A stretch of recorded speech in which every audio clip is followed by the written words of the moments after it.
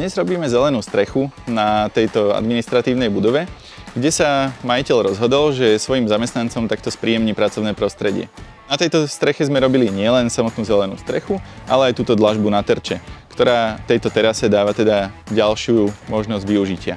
Zvolili sme výsadbu jednak vo forme rozchodníkových kobercov, ale tiež suchomilných trvaliek, ktoré to tu krásne oživia. Bude to tu tak oáza nielen pre samotných zamestnancov, ale aj pre rôzne opeľovače, ako sú včely a motýle. Aby sa tu však necítili dobre len tie opeľovače, nasadili sme tu pre zamestnancov aj metu, šalviu, rozmarín alebo levandulu, ktoré môžu veselo využívať pri svojich návštevách tejto terasy. Je to extenzívna zelená strecha, teda sme sem zvolili nenáročné rastliny.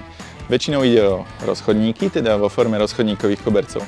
Avšak urobili sme tu aj také kopčeky, aby sme sa mohli nasadiť aj nejaké náročnejšie rastliny. Keď chceme robiť výsadbu rôznych trvaliek, kríkov alebo nebude aj stromčekov, tak stačí urobiť na streche mierny kopec, ktorý poskytne rastlinám vyššiu vrstvu pre rast.